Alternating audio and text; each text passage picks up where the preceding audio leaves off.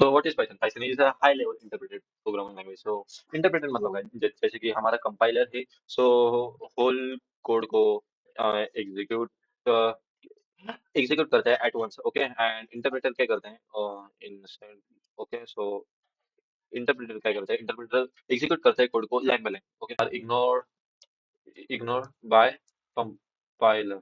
सो इसके first is types. Types में आते हैं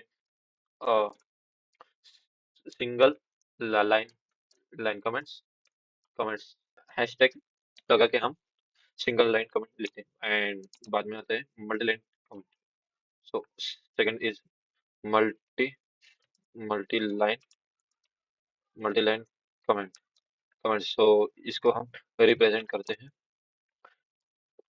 ट्रिपल कोट्स में, ओके, सो जैसे कि hey this is Python, so like this, okay, so multi line comment, so एक एक्स्ट्रा होगा।